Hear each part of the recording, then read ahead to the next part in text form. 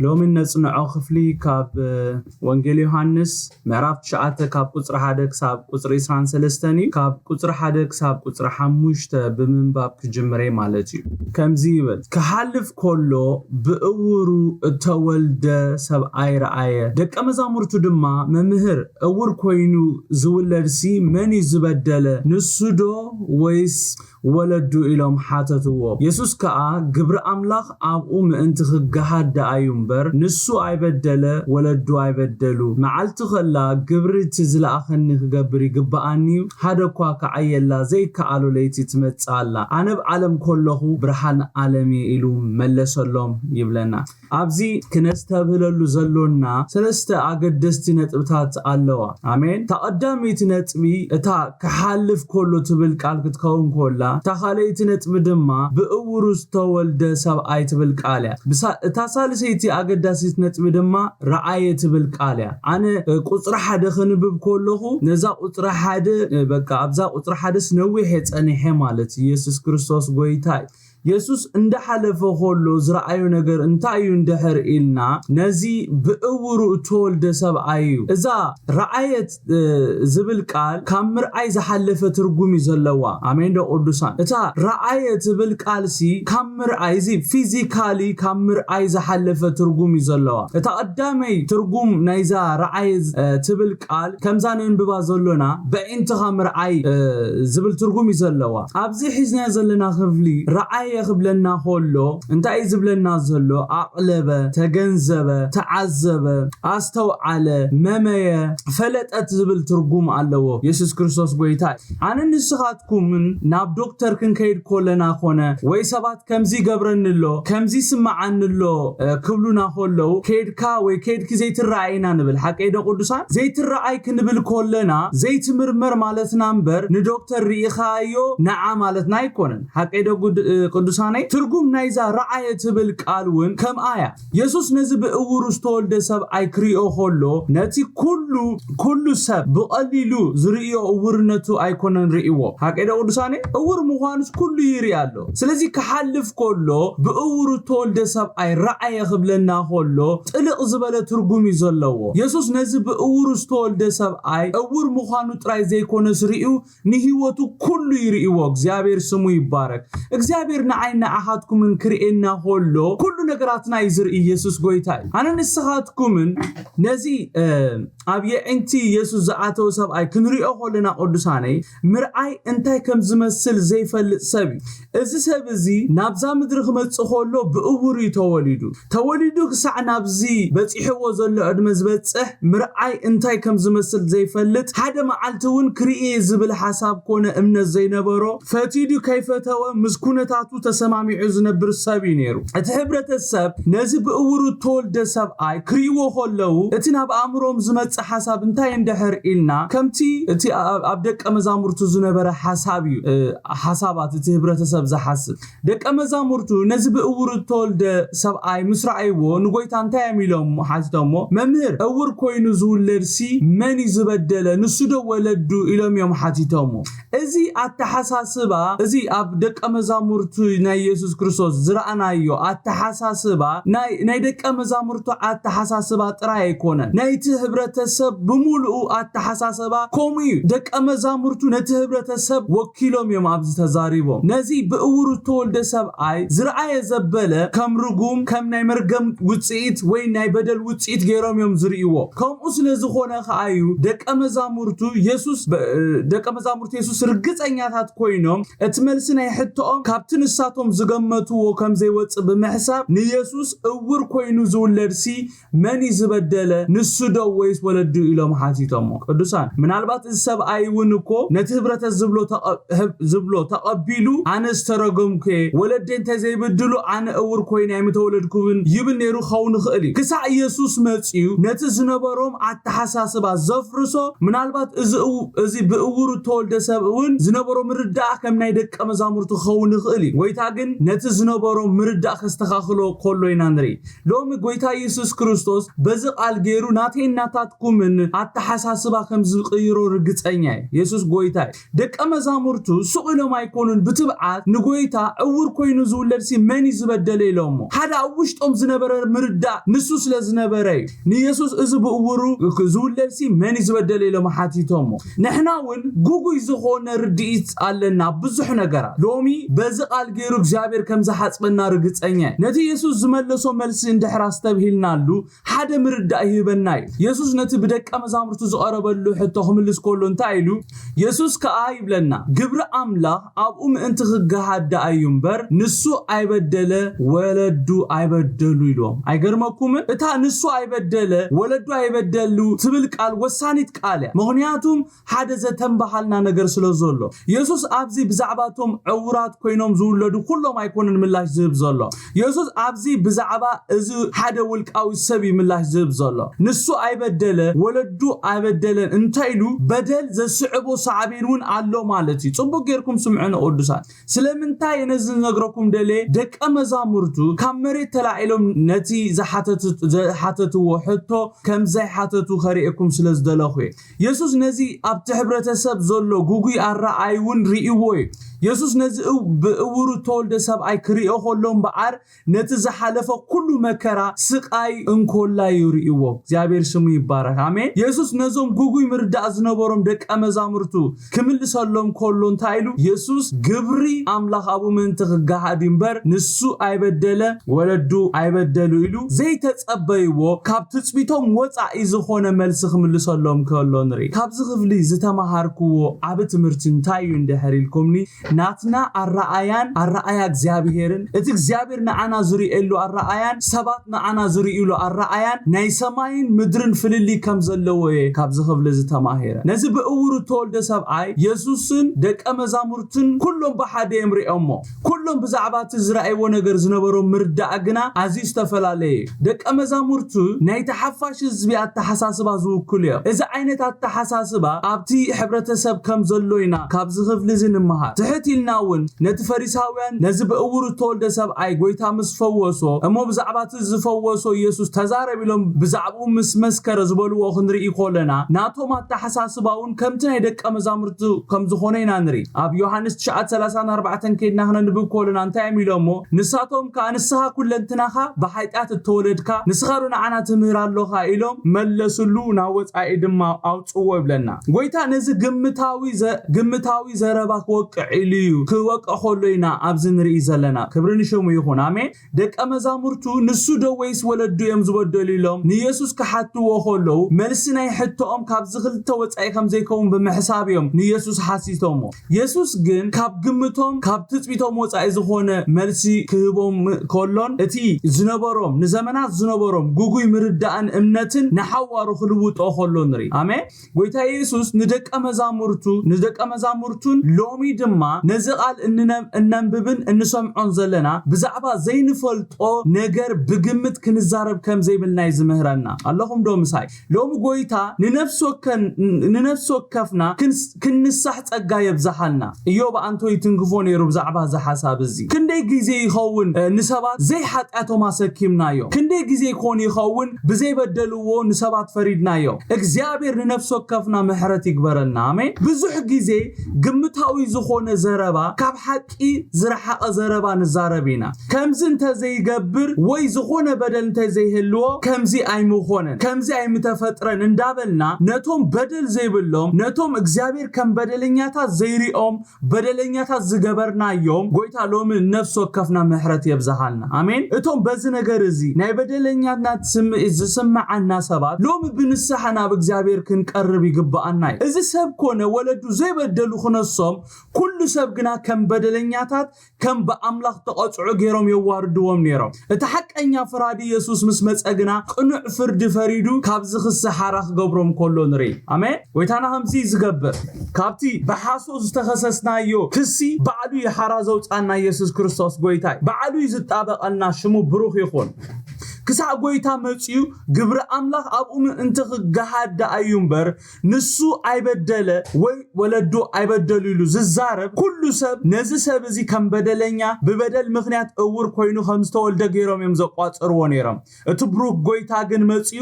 ግብሩ ምስገለጸ ኩሉ ትዝነበረ ጉጉይ ርድኢት ክፈርስ ኮሎ ንሪ ሎም እግዚአብሔር በዚ ቃል ገይሩ ከምዚ ዓይነት ጉጉይ ርድኢት ንዘለና ሰባት የፈራርሱ አሜን ካብዚ ክፍሊ ክንመሃሮ ዘለና አገዳሲ ነጥብ እንታይ እንደሕሪልና ብዛዕባ ዘይንፈልጦ ብዛዕባ ዘይተገልጸልና ነገር አፍና ክንከፍት ከም ዘይብልና ይጎይታ ምሂሩን ንዓይ ብዛዕባ ዘይትፈልጦ ነገር አፍካ ይትኽፈት ብዛዕባ ዘይትፈልጥዮ ነገር ሐሳብ አይተሃቢ ሰባት ብዝተፈላለየ ነገር ከሐልፉ ሆለው ነገዛ ርእስና ግምታይ ንዛረብ የእሩኽዮ አንቶዮ ባልጣውሶ ሆሎ ገርመን ነይሩ የእሩኽዮ ንእዮ ብዙሕ ነገር እዮም ተዛሪቦም የእሩኽዮ ካብቲ አብ ኢዮብ ዝኾነ ነገር ተበጊሶም እዮም ብዙሕን ሒደትን ተዛሪቦም ሐቀይዶ እዞም ሰባት ኢዮብ እግዚአብሔር ዝመስከረሉ ሰብ ከም ዝኾነ ብናይ እግዚአብሔር ፍቃድ እቲ አብ ህይወቱ ዝኾነ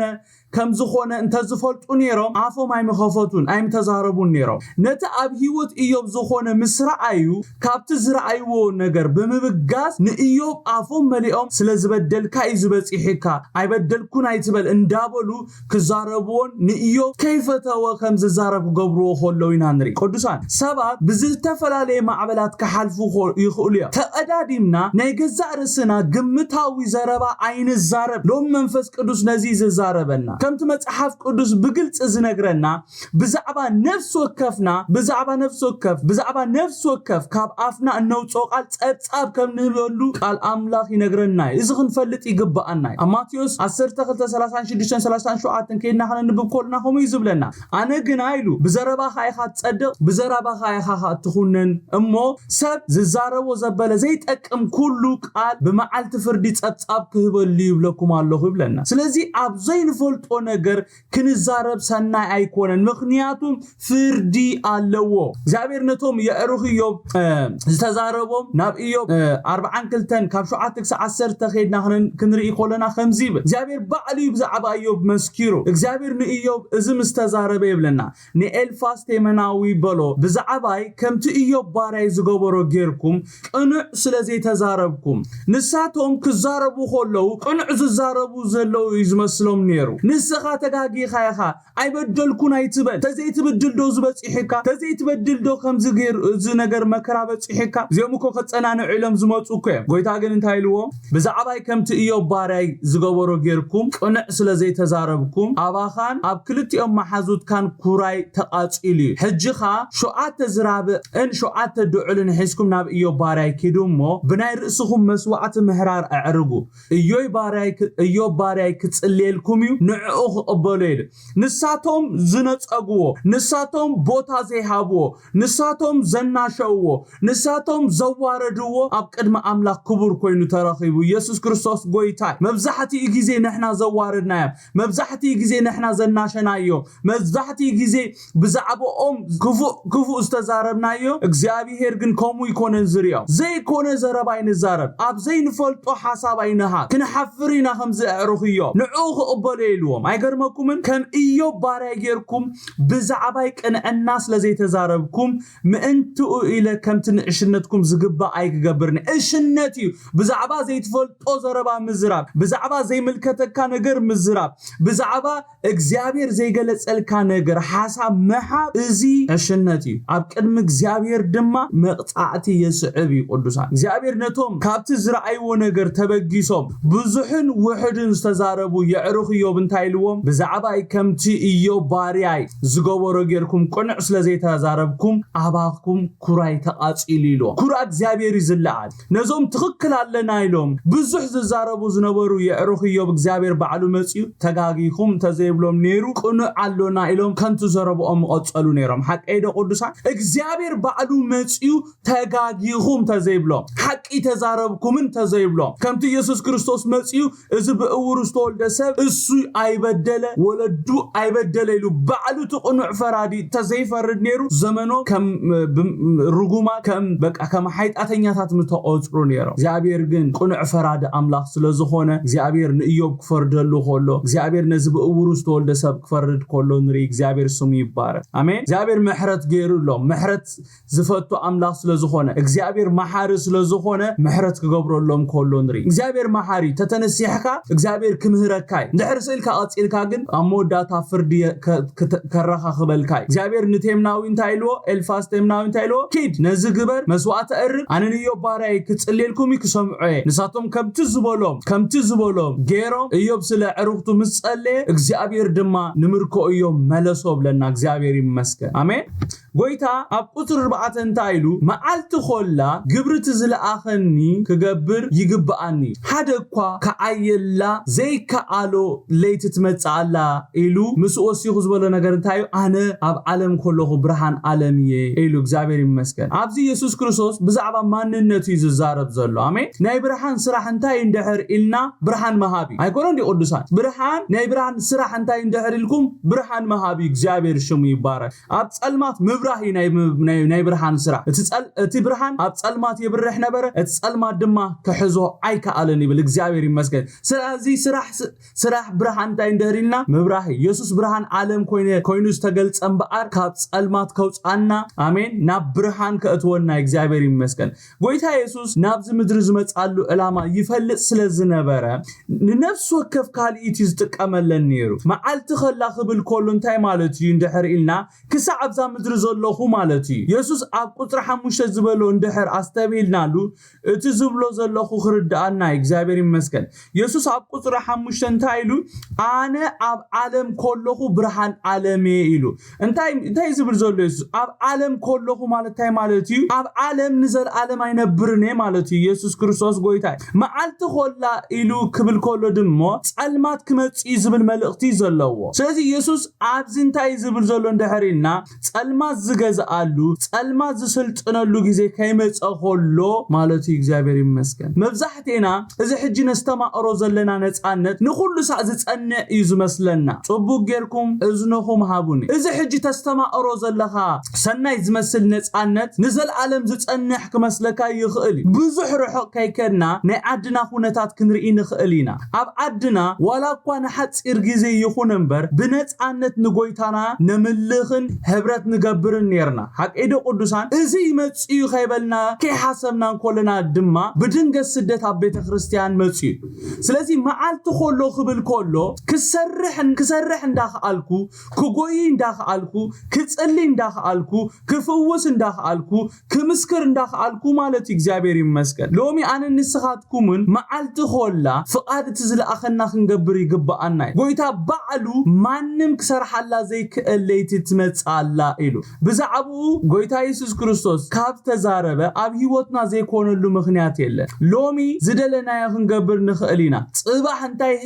ዓይነት ሕጊ ኣብ ልዕሌና ከም ዝእወጅ ኣይንፈልጥና ሓቂዶ ቅዱሳን ሎሚ ዝደለናዮና ንገብር ተደሊና ብፓልቶክ ተደሊና ብፌስቡክ ተደሊና ብትዊተር ተደሊና ብኢንስታግራም ብዝደለና ተደሊና ብዩቱብ ዝደለና መልእኽቲ ክነመሓላልፍ ንኽእል ኢና ዋላ 100 ግዜ ዋላ 1000 ግዜ ኢየሱስ ክርስቶስ ጎይታይ ክንብል ንኽእል ኢና ብዘይ ኢየሱስ ክርስቶስ ካል መንገዲ የለን ክንብል ንኽእል ኢና ጽባሕ ንጎ እንታይ ከም ዝእወጅ ኣብ ልዕሌኻ ይትፈልጥን ኢኻ ጽባሕ ንጎ ኣብ ትዘለኻዮ ከተማ እንታይ ዓይነት ኣዋጅ ከም ዝወጽእ ይትፈልጥን ኢኻ ስለዚ ሎሚ ነቲ ክንገብሮ ዝግባአና ነገር ንግበር ንፍቃድ ጎይታ ንንበር ፍቃዱ ክንገብር ኣብዛ ምድሪ ከም ዘሎና ፈሊጥና ንፍቃዱ ዘድሊ ዋጋ ንኽፈል ኢየሱስ ክርስቶስ ጎይታይ እናኽኣልካ ስበኽ ክትምስክር እናኽኣልካ መስክር ክትጸሊ እንዳኽኣልካ ጸሊ كومي زبلنا زلو زقالزي كاب شدش تكس 12 ድማ ከምዚ ይብል እዚ ኢሉ ናብ ምድሪ ጡፍ በለ በትጥፍጣፉን ጸብር ገበረ በትጸብርኻ አንቲ እትእውር ለኸየሞ ኣብቲ ቀላይ ሰሊሖም ትርጓሚኡ ኸድ ልኡኽ ከይድካ ተሓጸበሎ ከይዱ ተሓጸበ እናራአዮን ተመልሰ ስለዚህ ቶም ጎረባብቱን እቶም ቀደም ክልምን ኮሎ ዝርእይዎን ዝነበሩ እዚ ዝተቀሚጡ ዝልምን ዝነበረ ደይኮነን በሉ ገሊኦም ንሱ ይበሉ ካልኦት ከ ኣይኮነን ንዑድ ኣይመስል በሉ ንሱ ግና ኣነባዬ በለ ስለዚህ ንሳቶም ከመይለንዳ የእንተኻ ተኸፍታ በልዎ ንሱ ኸኣ እቲ ኢየሱስ ዝበሃል ሰብኣይ ጸብሪ ገይሩ እንተለኸ ክድሞ ናብ ሰሊሖም ተሓጸበለኒ ከድኩሞ ተሓጺበ ረኤኹ ኢሉ መለሰሎም እቲ ሰብኣይ ተኻበ ያለው በልዎ ንሱኻ ኣይፈልጥን በሎም ይብለና ክብርን ጎይታ ይኹን ኢየሱስ መዓልቲ ኾላ ግብርቲ ዝለኣኸኒ ክገብር ይግባአኒ ሓደኳ ኸኣየላ ዘይከኣሉ ለይቲ ትመጻላ ኣነ ኣብ ዓለም ኮለኹ ብርሃን ዓለሜ ምስ بلوم بقطة زجبرهم نجر انتاي اندحريلنا نسو برهان عالم كم زخونيو أبز بتكبر قليت እግዚአብሔር ይመስገን ብርሃን ዝህብ አምላክ መሆኑ አሪና እግዚአብሔር ሽሙ ይባረክ ናብ ምድር ጥፍ በመባል በትጥፍጣፍ ጸብር ገሩ በትጸብሪ ዕንት እውር ለኺ ናብ ቀላይ ሰሊሐም ከይዱ ክሕጸብ አዚዞ እግዚአብሔር ይመስገን ኢየሱስ የዕንት ትእውር በትጥፍጣፍ ሰርሖ ጸብር ለኺ ኪድ አብጥ ቀላይ ሰሊሐም ከይድካ ተሐጸብ ክብሎ ሆሎ እቶም ነዚ ነገር ዝራእይ ሁሉ ተግባርና ኢየሱስ ከየገረሞም ከም ዘይተርፍ ምንም ዘጠራጥራ አይኮነን ሐቀደ ቅዱሳን ወላ ደቀ መዛሙርት ትዝገብሮ ነገር ዊርድ ስለዝኾነ ቅድመ ሕጂ ክገብር ሪእሞ ስለዘይፈልጡ ቅድመ ሕጂ ከምዚ ዓይነት ልምምድ ተለማሚዶሞ ስለዘይፈልጡ በቃ ካይገረሞም አይተርፍኒ እሞኻ ጭቃለኺዩ ኮ ዕንቱ ተኸፈታይሉ ተዝኽፈት ነይሩ ጽቡቕ ነይሩ ኢየሱስ ግን ነቲ ብጥፍጣፉ ዝሰርሖ ጸብሪ ገይሩ በቲ ጸብሪ ገይሩ ለኺስ ኪድ ተሐጸቢሉስ ንበይኑ ሰዲዶ ገርመኩም ቃል አምላክ ታይብለና ከይዱ ተሐጽበ እና ረአየ ተመልሰ ይብለና بأورو خيدو نار أي تملسو خبرني شمو يخون سمعني تصبو غيركم قدسان تأمرات زخون قدسان يسوس بتتصبر غيرو ماي مثل خيو زي كونس اتأور خيدو زتبحلو مسغبري زسمعني سبالو دي تأمرات زخون معاسي اندحري لكمني ازي سابزي زتبحلو نغر مسغبري اب هيوتو تأمرات كوينو تأمرات زخون قدسان زتبحلنا يوكن جبر كلنا تراي إذا بأورو تولد سب نتستبحلو مسجبرة أتان ريان زي فلتا يأنت تخافيتن كريئة جميرة نجزابير مسكن لومي نفس وكفنا نقالون إذا السبات يكبرنا عمين هيوت كان يتأمرات كخون اندحر دليخا أب هيوت كبيت كبحدار كتأمرات كترين اندحر دليخا تأمراتنا إجزابير كتلا مامد اندحر دليخا نقالو مقبار كتلا مامد كتكئلال لكا أمين دو نقالو نجبر سبات اندحر كوينا تراينا إيد إجزابير أبيوتنا زقلت نأمان ناب نبي إلسا مسمته إلسا نأمان ناب انتايلو ناب يروبا يوردانوس كيدمو شو عاتسا تحسب اتسقا قاد ما تعيو يملسكا كتسريني خائلو إذا مسبولو نأمان انتاي جيرو بلنا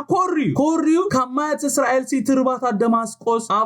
آبانان فير بوردان قداي مسأريخون إلو قصو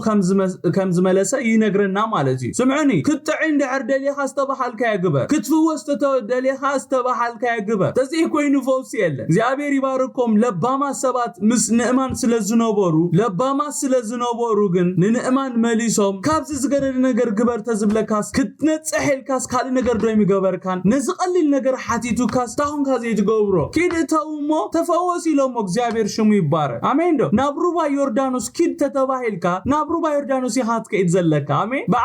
بعال آوانان فير بوردان زتصري تزخون قدم مصاري نيرو نأمان ابتروبا يكونن ابتقالي زولو تفوسي እግዚአብሔር ይመስገን አሜን ዶ አብተቃሊ ተፈውስ ነይሩ እግዚአብሔር ሽም ይባረክ ኪድ ዝብል ቃል ወጪ ትእዛዝ ወጪ ተሐጸብ ዝብል ቃል ትእዛዝ ወጪ እግዚአብሔር ይመስገን አብተቃል እንበራብቱ ቦታ ይኮነ እግዚአብሔር ሽም ይባረክ ወይታ ኢየሱስ ክርስቶስ ነዚ ሰብ እዚ አብሰሊሆም ኪድካ ተሐጸብ ይልዎ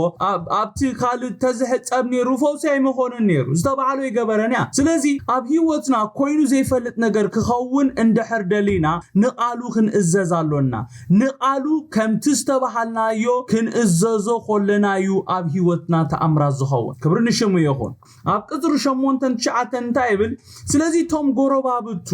ቶም ቀደም ክልምን ኮሎ ዝርይዎ ዝነበሩ እዝስ ተቀሚጡ ዝልምን ዝነበረ ደይኮነን በሉ ገሊኦም ንሱ ይበሉ ገሊኦም ካልኦት ካ አይኮነን ንዑድ አይዝመስል በሉ ንሱ ግና አነባይ በለብለና ክብርን ሽሙ ይኹን ደሳይብል በቃ ተባዕ መስካሪ ሆይኑ ጎይታ ኢየሱስ ታሪክ ናይ ዝእውር ዝነበረ ሰብ አይ ምስቀየሮ አዘራራብ ሆይኑ ክብርን ሽሙ ይኹን አብ ህይወትና እንኮ ሆሙ ይጎይሩ እግዚአብሔር ሽሙ ይባረክ እነዘራርብ ሰባት እኮ ይገይሩና ይገርመኩም ሎሚ ዝኾነ ታሪክ ነግረኩም ሎሚ ሓደ ሓውና ነገልግሎ ሰባሎ ኩሉ ግዜ ማንዴ ምስኡ ግዜ ነሐልፊና እና ናቡ ኸይድና አነን አርከይን ከይድና ቪዚት ክንገብሮ ኸይድና እጂ ኣብቲ ገዝኡ ኸይድና ይምህሮ ነይረ ቃል አምላኽ ንጽሊ ንምህሮይናና ሕጂ ከምኡና ገበርና ሆለና ሕጽይቱ ትድውልሞ ካብቲ ዝነበረቶ ዓዲ ምስ ማሓዛኣ ኮይና ትድውል ማለት እዩ እና ትወዲ ታይብለና እዛ ጓል እዚኣሲ ተላለያ ብጣዕሚ ጥዕምትያ ቁርብ ቃልካ ሼር ግበራ ብብዙሕ ዝሓለፈት ያ ገለብለኒ ማለት እዩ ሓራይ ገለ ደውለላይና ብቫይበር ደውልናላ ማለት እዩ እና ዝገርም ነገር እኮ ጎይታ ዝሰርሖ ነገር እኮ ዘገርም እዩ ሕጂ ነታ ሓፍቲ ቃል አምላኽ ነግራ ነይረ በቃ መሲዩ ስለዝነበረ ኣብ ኢሮፕ ዝነብሩ ስለዝኾኑ መሲዩ ስለዝነበረ ቀስ ኢለን ዝዛረባ ነይረን ኣነኻ በቃ ዘረባየ ሕፂረ ከዓጽው ኢለስ እንታሽሙ ኢለ ከዓጽው ኢለስ ቻው ክንብለኒናስ እንዳበልና ኾለናሲ ብዘረባሲ እንታይ ትብለኒ ዋይ ኣብ ጥልያን ኮይንኩምሲ በቃ ድምጽ ኻይንርብሽ ከምዚ ገለ ትብሉን ኣለኹም ገለ ኢልናዮም ማለት እዩ ቀስ ኢለን ዝዛረባ ነይረ ማለት ዳሃርታይ ትብለኒ ኦይ ኣነስ ኣብ ጀርመን እኮ ነይረ ኣብ ጀርመን ተዝኸውን ነይሩሞ ቀደም ፖሊስ ምጸውዕልና ነይሮም ኢላትኒ እዋ ኣብ ጀርመን ነይርኪ ኢልያ እወ ኢላትኒ ኣበይዳ ነይርኪ ኢልያ ከለን ነይረ ኢላትኒ እሞ እዚ ሽም ፈልጥ ኢልያ ምናልባት ንሓፍተይ ትፈልጥ ያዶ ኢለስ ሽም ሓፍተይ ይነግራ ማለት እዋ ሓፍቲ ክስቶ ትብለኒ እወ ኢላት እሞ ፈልጠክ እንዴዳ ኣነ ኢልያ ይገርመኩም ቅድሚ 12 ዓመት ኣብ ቴሌፎን ተዘራሪብና ነርና ሓፍተይ ያላልያትኒ ኣብ ዓለም ኮለኹ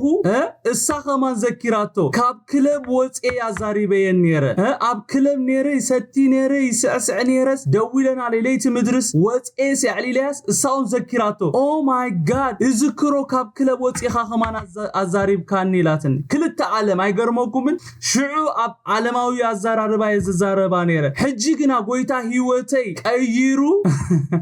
ህይወተይ ቀይሩ ታሪኸይ ቀይሩስ ብዛዕባ ጎይታ ይነግራ ካብ ዘፍጥረት ክሳብ ራእይ እግዚአብሔር ይመስገን ገሪሙ በቃ አነውን ገሪሙኒ በቴሌፎን የውሰዲ እግዚአብሔር ታሪኽና ቀይሩ ወሎ ናይ ክልቴና ኢልና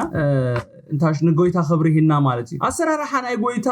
ግርም ይዝብለኩም ናትና ህይወቱን ከሙ ይተቀይሩ ቅዱሳን እዚስ ኢሉ እዚስ ቀደም ዝልምን ዝነበረ ደይኮነን እዚስ እውር ዝነበረ ደይኮነን ኢሎ ሰባት ብዛዕባና ከሙዮም ዝዛረቡ ንሕናውን አዘራረብቲና ኮይና እግዚአብሔር ይመስገን ኢየሱስ ምስተንከፈና ኢየሱስ ምስዳሕሰሰና እነዘራረብ ሰባቲና ኮይና እግዚአብሔር ሽሙ ይባረክ አሜን ዶ እዚ ሰብ እዚ ጎይታ ኢየሱስ ክርስቶስ ኢዱ ምሰንበረሉስ አዘራራብ ኮይኑ خبر نشوم يكون تاريخه مسقيره هاليلويا ኢየሱስ ጎይታይ ገሌም እዚ ተጠቅሚጡ ዝልም ነበረ ክብሉ ኾለው ገሌም ካይኮነን ንዑዳ ዝመስል ክብሉ ኾለው ንሪ እሱ ግን ታይሎ ኖ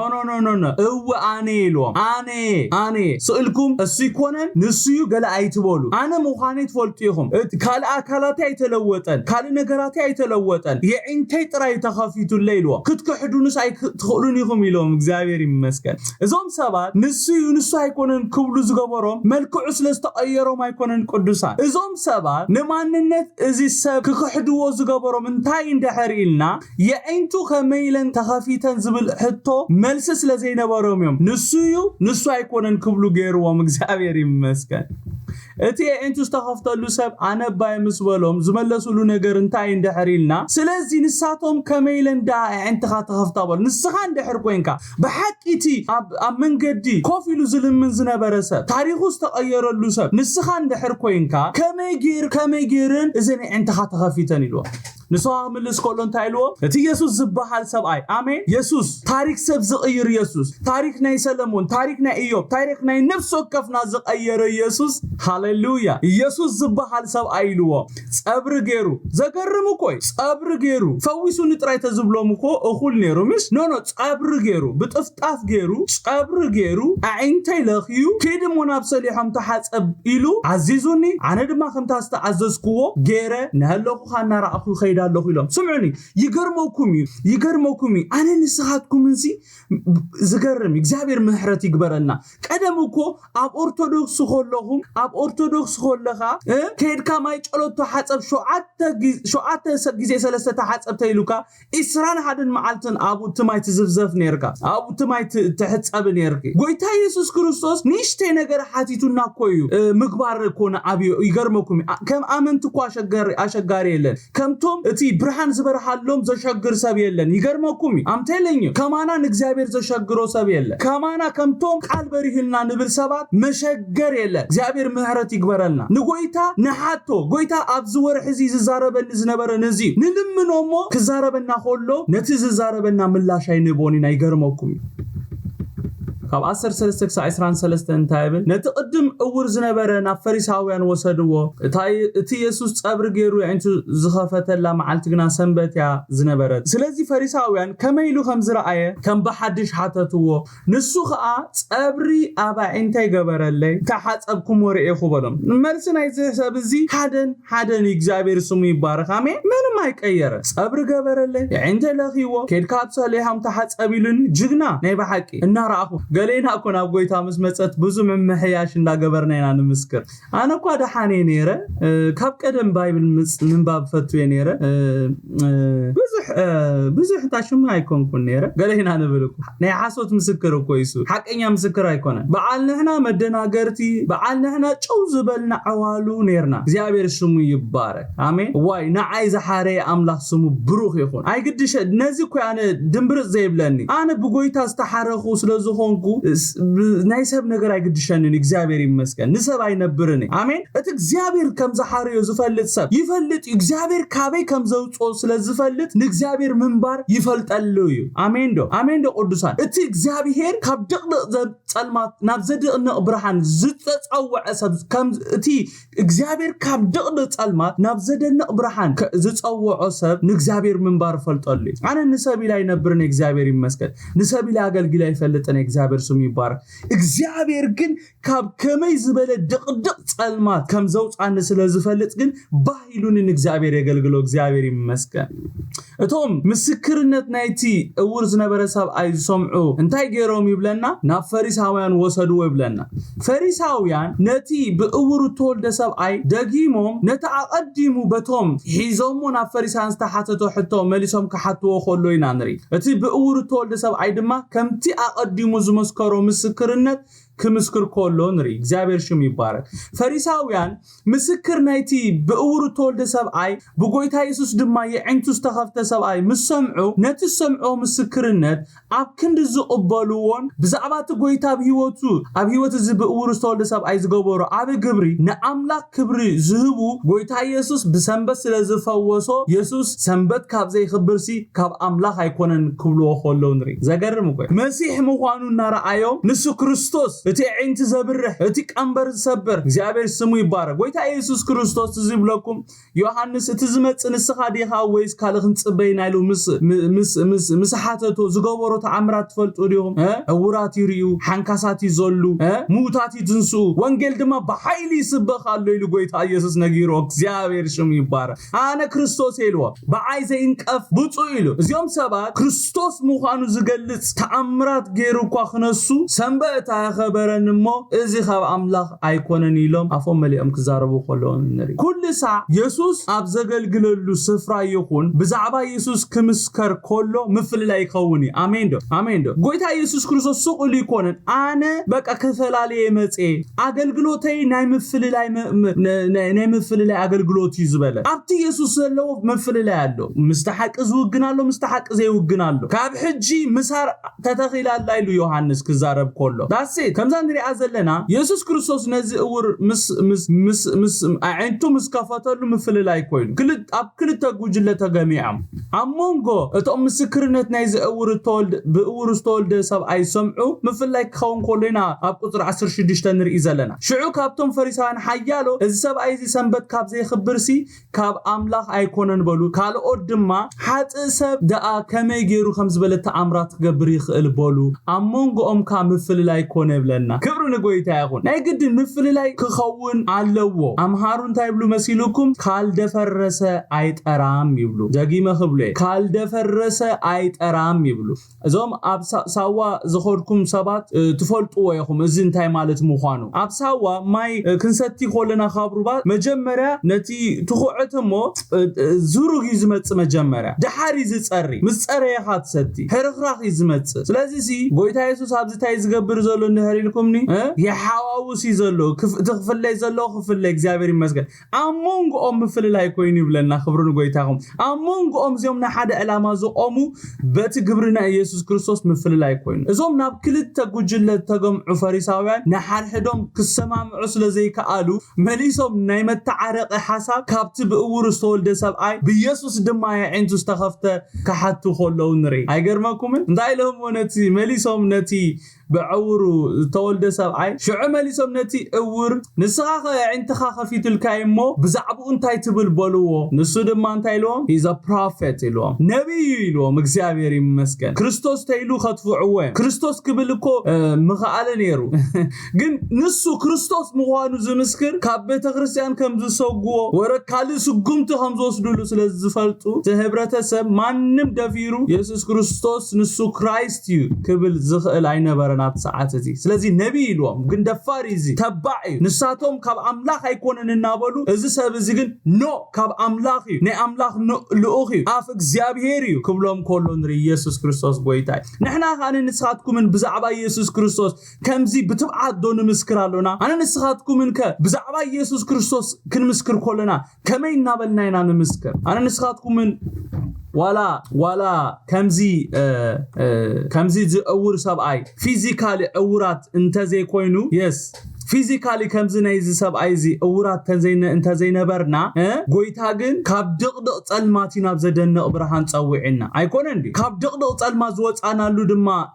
قدامي بيتروس كل ترشعاتك نقرنا خولو انتاي زبلنا بزعبوخ النقر امين دو بزعبوخ النقرينا نحنا كاب دقدق تسألماتاوچينا بزعبوخ نزنتو بزعبوخ نزمر بزعبا قبرتاتو خنزنتو إنا أنا نسحاتكمن كابتي دقدق تسألماتنا بزدن نقبرهان تتسويعنا قدوسا زعمت زي زتقف دقايق أي حلونا بزتخعلنا متن بيتسابنا يعرختنا كنورسوم كنكألالنا قولكم كهون زلوه زعمت زيئة زورسل عامتيا إلكا تسيئخا نسدرا بيتكا بتقلوت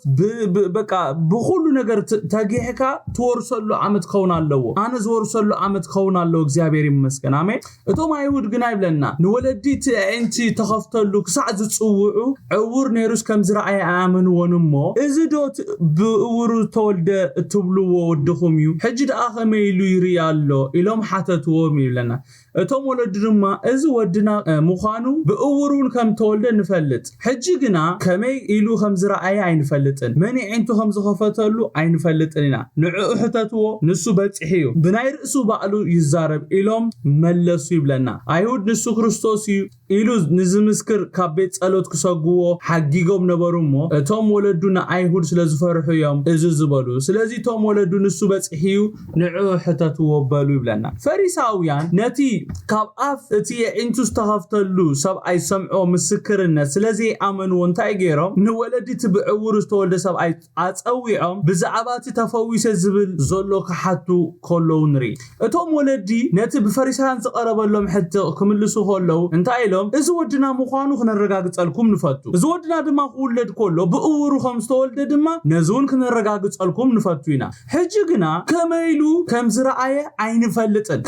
ክፍወስ ከሎ አቡ ይነበርናን ከም ዝረአየ ጥራይና ንፈልጥ ከመይሉ ከም ዝረአየ አይንፈልጥን መን ዓይንቱ ኸፊቱሉ አይንፈልጥን ኢና ብምባል ነቲ ፈሪሳውያን ክሰምዕዎ ዘይደልዩ መልሲ ክነግርዎም ከሎ ንርኢ አይገርመኩምን ቅዱሳን ፈሪሳውያን ብዝሓተቱ መጠን ነቲ ክሰምዕዎ ደስ ዘይብሎም ነገር እዮም ዝሰምዑ ነይሮም አይገርመኩምን ወለዲ ዝእውር ዝነበረ ሰብኣይ ንፈሪሳውያን ስለዝፈርሑ እዮም እምበር መን ከም ዝፈወሶ ጠፊዎም ኣይኮኑን ንፈሪሳውያን ብእውሩ ከም ዝተወልደ ወዶም ከም ዝኾነ ጥራይ መስኪሮምሎ ከምቲ ትሕቲልና ነንብቦ አይሁድ ማንም ንኢየሱስ ንሱ ክርስቶስ ኢሉ ዝመስከረ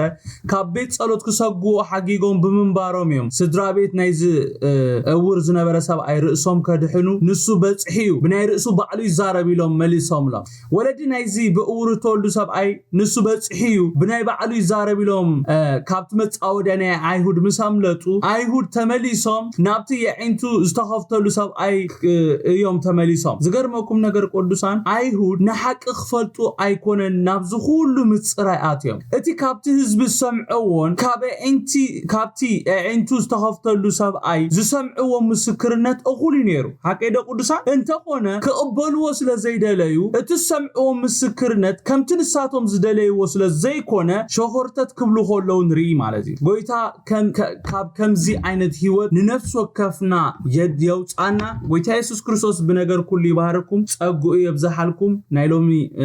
መጽናዕትና ኣብዚ ወዲና ኣለና የዳውኩም አልዕልሞ ጸሊና ክንውዲና